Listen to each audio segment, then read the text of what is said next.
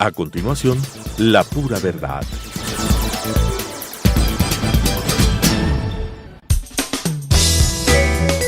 Clasificación B, bajo supervisión de un adulto.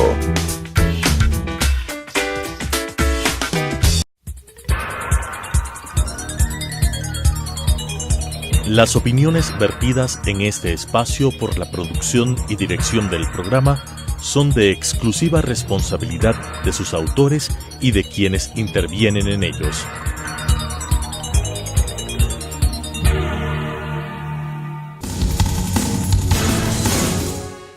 Debo reconocer que cuando escucho a un correísta usar la frase "la década ganada" o "defenderemos lo ganado", siento un vacío en el estómago.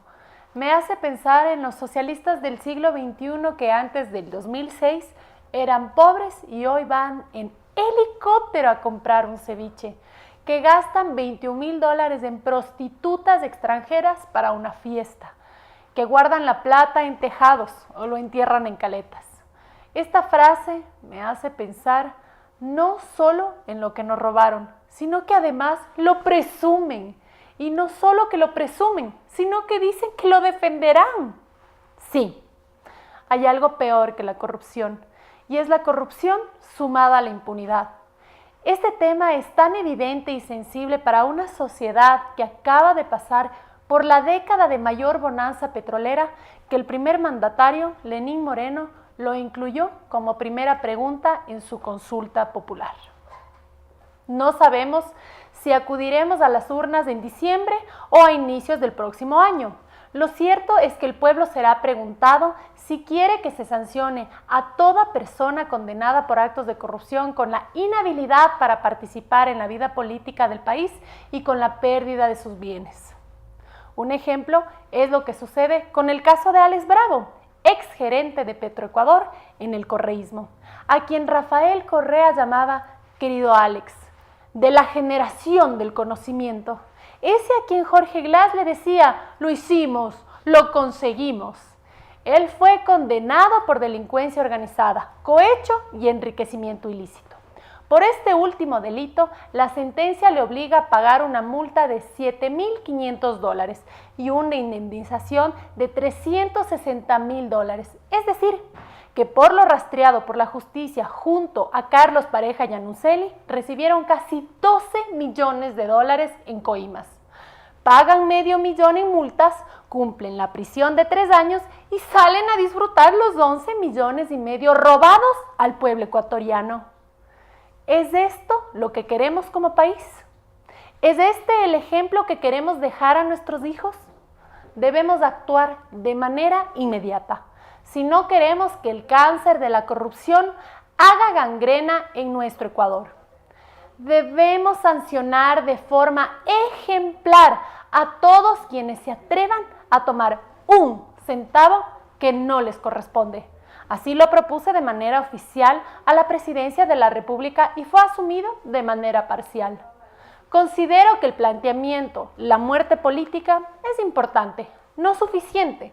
La muerte civil, es decir, el cese de todos los derechos civiles al corrupto, es lo correcto. Pero también creo que el llamado a consulta popular con este tema abre una gran oportunidad para que debatamos lo que queremos como sociedad y cómo lograrlo.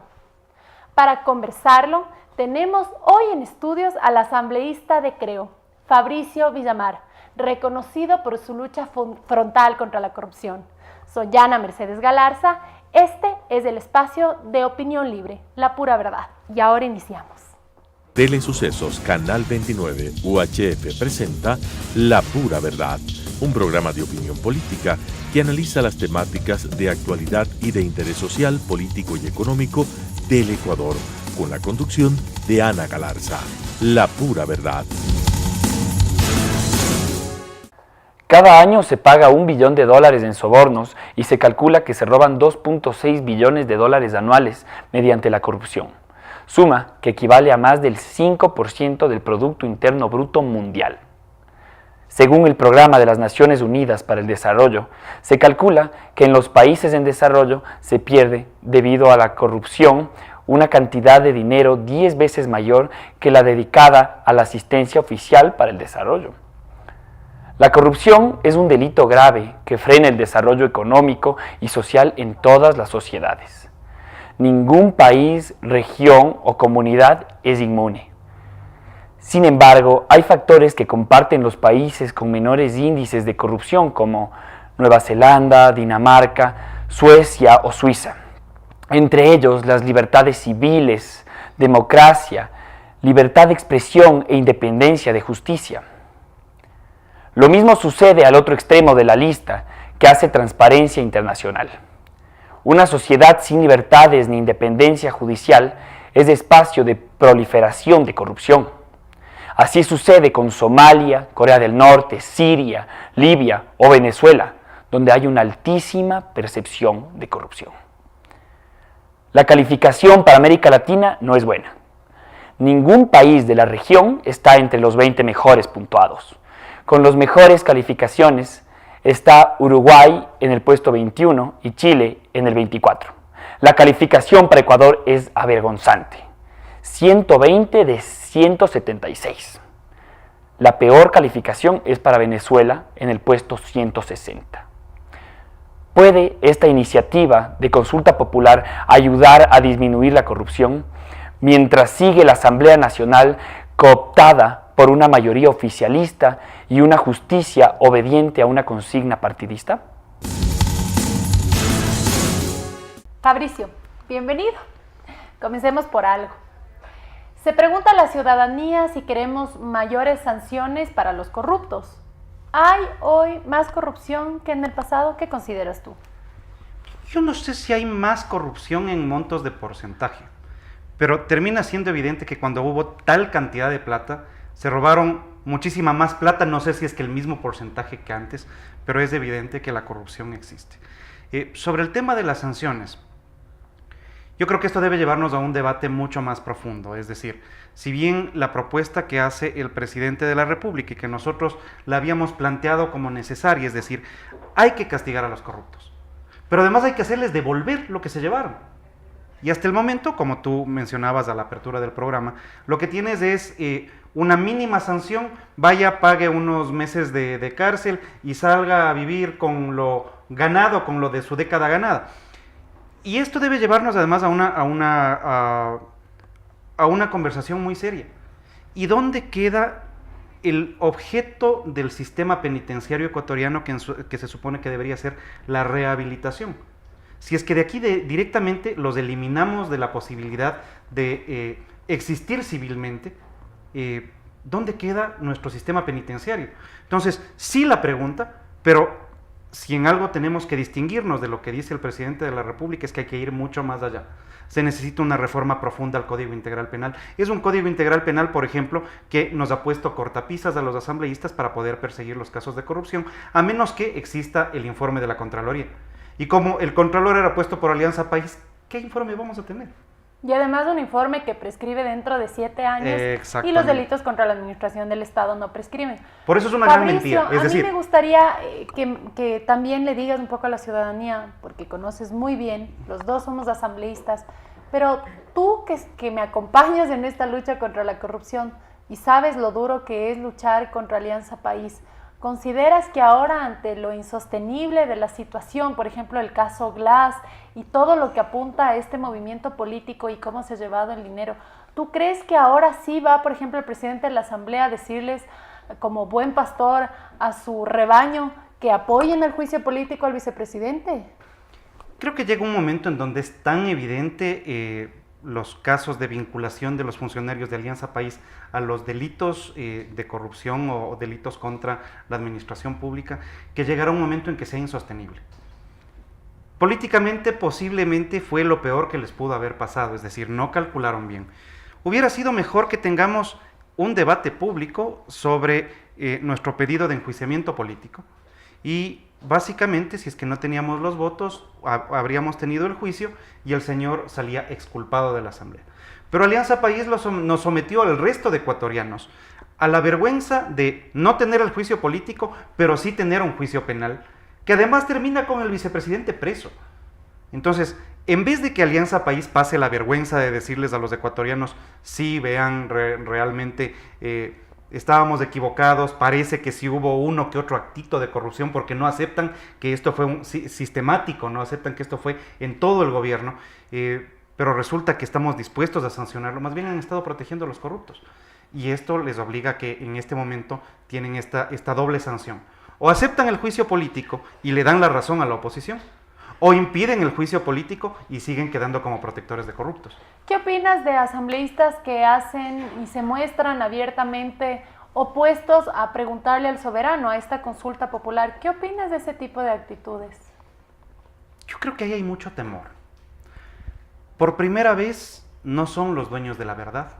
Por primera vez la gente les regresa a ver a la calle y les saca de los restaurantes, les grita corruptos por todas partes. Por primera vez la gente siente la valentía, el empoderamiento suficiente para decir, aquí no hubo ninguna década ganada. O sea, capaz que ellos ganaron, pero la mayoría del Ecuador en este ejercicio perdió.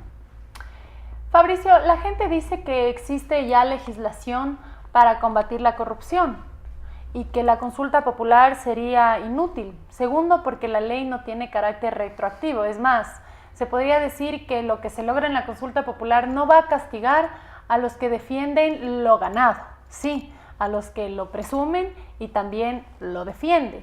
Y yo no sé qué puede sentir la sociedad al comprender que probablemente si es que el fiscal general del Estado no decide tener una verdadera independencia y el juez jurado podría quizás hasta sobreseer sobre los delitos contra la administración pública, quede, por ejemplo, el segundo al mando de esta banda delincuencial, alias Alianza País, en la total impunidad. ¿Cómo crees que se siente la gente? Bueno, a ver, yo creo que hay un hartazgo de la gente. Pero más allá de eso, ¿qué es lo que nosotros podemos hacer? Y lo que nosotros podemos hacer es plantearnos la necesidad de que tras esa consulta se requiere una reforma profunda al sistema judicial. Y se requiere una reforma profunda al Código Integral Penal. Entonces, es un Código Integral Penal que ha servido para perseguir a los que piensan diferente del gobierno. Es un Código Integral Penal que ha servido para condenar a las sanciones más bajas a los allegados del gobierno, a los que se les alcanzó a coger, porque el resto ya están en Miami, el resto ya se fueron del país, están en otros lugares. Bélgica. O peor todavía, están ocupando puestos en la Asamblea. Entonces, bueno, lo que se viene es, sí, hay que apoyar la consulta, pero con matices. Y parte de los matices es decir, no se acaba en la pregunta, no se acaba en la incorporación en el texto constitucional o en la incorporación de la ley, decir sí, vamos a castigar a los corruptos, no es por ahí. Se necesita una reforma muy profunda reconociendo que el sistema judicial también fue cooptado por el anterior gobierno. Fabricio, hay algo que me lleva a pensar que si tenemos todo este nivel de corrupción, porque sí ha sido el gobierno más corrupto, porque en realidad ha sido uno de los gobiernos con más recursos económicos de toda la historia de la República del Ecuador. 300.000 millones de dólares, imagínense ustedes 300.000 millones de dólares. Pero si es que la Asamblea Nacional de esta década hubiese fiscalizado, hubiese perseguido en vez de defender a los corruptos, no tendríamos en este caso la labor titánica de nosotros fiscalizar a los de esta década y también tratar de recuperar todo ese patrimonio que le pertenece, no a Alianza País, porque el Ecuador, señores, no es verde, es amarillo, azul y rojo, le pertenece a 16 millones de ecuatorianos. ¿Qué crees tú que castigo deberían tener aquellos asambleístas que no cumplieron con su deber constitucional y que además cobraron jugosos sueldos para simplemente obedecer órdenes del presidente del ático de Bélgica? El primer castigo no lo imponemos nosotros, el primer castigo lo tiene que imponer la ciudadanía. Correcto. Y es, no se puede volver a mandar a representarte a gente que no está cumpliendo las funciones que tenemos los asambleístas, que son dos, legislar y fiscalizar. Sobre legislación, lo que se producía siempre era lo que mandaban desde la presidencia. Y en casos de fiscalización, pero es que no han hecho absolutamente nada. La fiscalización no es un ejercicio de venganza. La fiscalización no es un ejercicio de persecución. La fiscalización es básicamente un ejercicio de transparencia. ¿Por qué? Porque los funcionarios públicos no es que no tienen que rendirle cuentas a nadie, tienen que rendirle cuentas a los ecuatorianos. Y los representantes de los ecuatorianos, provincia por provincia, son los asambleístas. Por lo tanto, es en la asamblea en donde tiene que darse esa rendición de cuentas de los funcionarios públicos. Ahora, si es que en la asamblea no quieren fiscalizar, es decir, no quieren transparencia en definitiva, ¿no es cierto? Resulta que es evidente que ahí estuvieron protegiendo a sus compañeros. Y este compañerismo termina siendo muy malentendido. Podríamos decir que todas las tendencias políticas buscan lo mismo de diferentes maneras. Todos estamos buscando que la gente deje de ser pobre. Todos estamos buscando mejor educación.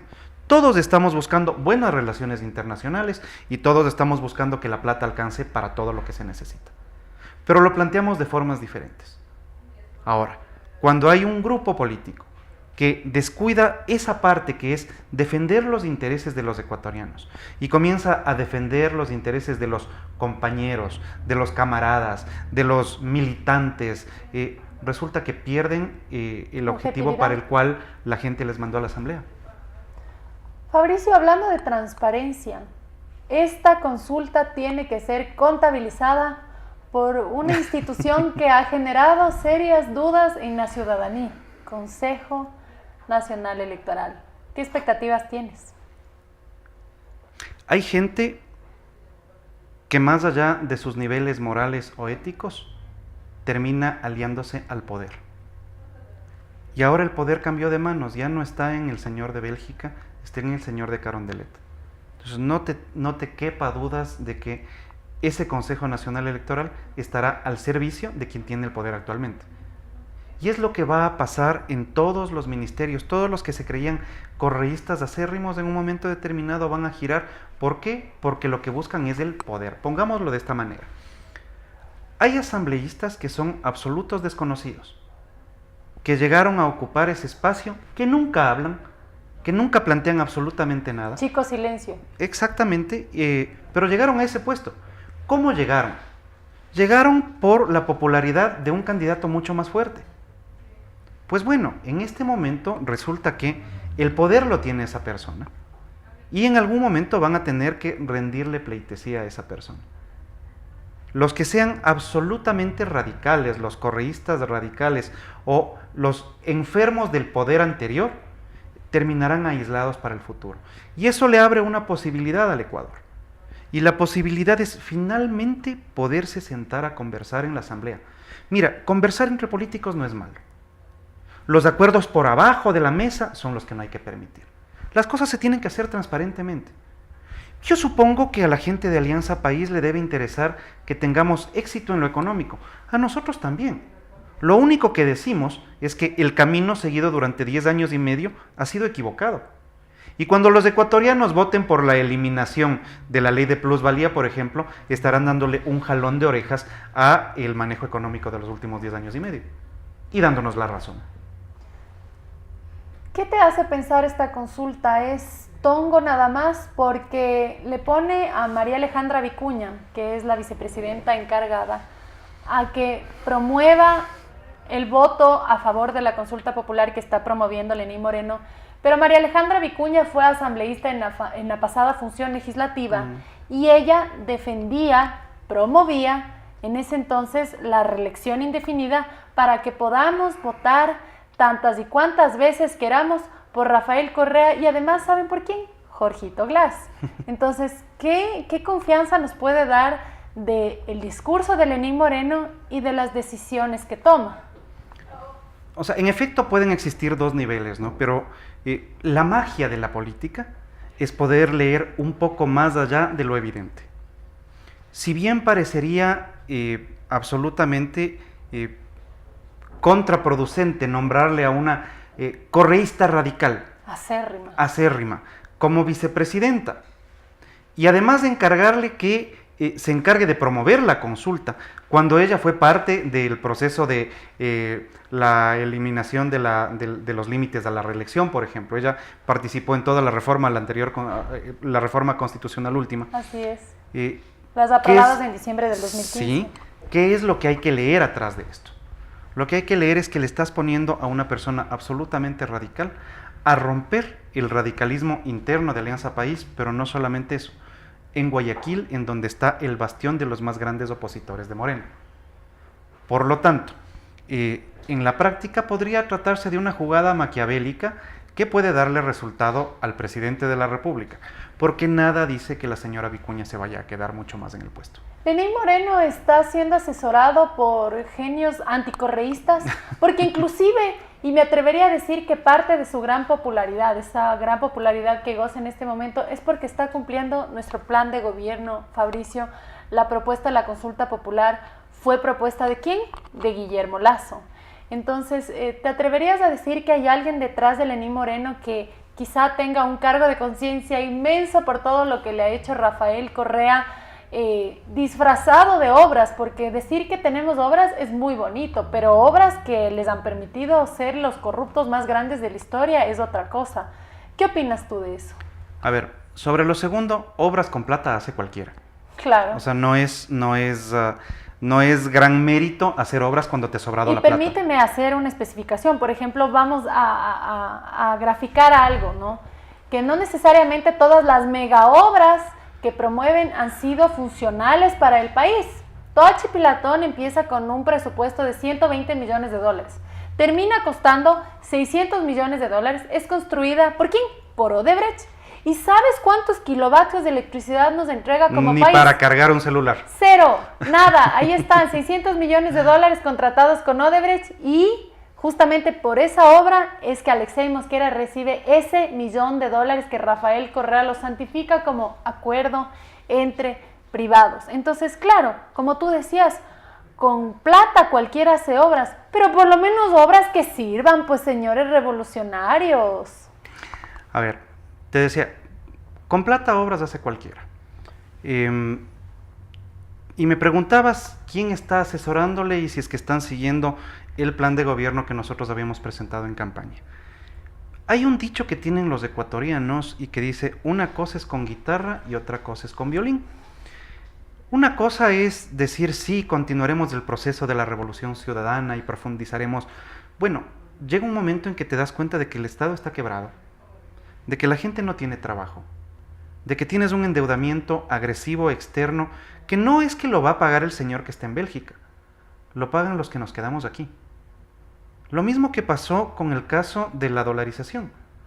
Los que se fueron sí mandaban remesas, pero a quien debemos agradecerle que el país siga funcionando es a los que tuvieron la valentía de quedarse aquí peleándole a este país día a día por sacarlo adelante. Entonces, cuando el presidente se encuentra con que las características del país no son como le habían contado, bueno, primero que se enoja, dicen, me dejaron la mesa servida de deudas, tenemos que pagar 10,000 millones de dólares al año, aquí no hay plata, aquí no hay trabajo, pero además no puede salirse de ese modelo de la noche a la mañana. Y requiere consultar a la ciudadanía, por ejemplo, lo de la ley de plusvalía. Nuevamente, ahí yo creo que tenemos que marcar una diferencia con lo que se plantea desde el gobierno. No es la ley de plusvalía porque sí e inmediatamente van a cambiar las cosas. Desde este momento, una vez que están planteadas las preguntas, el sector de la construcción a nivel nacional se detuvo. Y nadie compra porque esté esperando a ver qué pasa en la consulta, y nadie vende porque nadie compra, y nadie construye porque nadie va a vender y nadie va a comprar. ¿Sabes quién sufre de esto? El albañil, el plomero, el pintor, el carpintero, el electricista. Entonces, lo que hizo Alianza País, esta ley contra la plusvalía, no fue contra los ricos, porque el rico, por último, no se compra otro departamento, no se compra otra oficina. Aquí, al menos en el Ecuador, no, en Miami tal vez. Si es que tienes plata suficiente para irte a comprar en Miami y esta gente la tiene. El rico Pero tiene. En términos generales, esta ley terminó castigándoles a los más pobres. Si es que los ecuatorianos aprueban que se elimine la ley de plusvalía, primero nos dan la razón. Es decir, sostendrían entonces los ecuatorianos que la forma de salir de la pobreza y del estancamiento es quitando impuestos para darle aire al sector productivo, que a su vez contrata a los trabajadores que construyen y a su vez la gente compra y se mueve la economía. Y mientras tanto, mientras llegamos a ese punto, resulta que está parada la inversión en bienes raíces. ¿Qué es lo que tenemos que hacer en este momento? Hay que proponer una ley para suspender los efectos de la ley actual vigente hasta que salgamos de la consulta. Eso es trabajar por la gente. No sabemos cuándo sea llamada la consulta, Fabricio, pero estamos seguros de que la ciudadanía tiene que tener el pleno conocimiento de que tiene una decisión trascendental para la historia de la patria. Ya no queremos corrupción, pero tampoco queremos la corrupción acompañada de la impunidad. Se encuentra en las manos del soberano tomar la decisión adecuada. Nosotros, por nuestra parte, promoveremos el sí hacia la lucha contra la corrupción. Esta ha sido La Pura Verdad. Les agradecemos y esperamos que nos acompañen en nuestra próxima edición.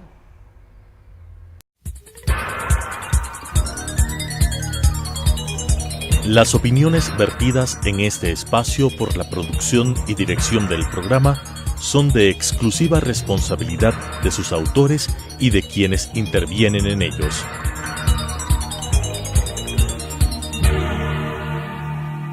Telesucesos Canal 29 UHF presentó La Pura Verdad, un programa de opinión política que analiza las temáticas de actualidad y de interés social, político y económico del Ecuador, con la conducción de Ana Galarza. La Pura Verdad.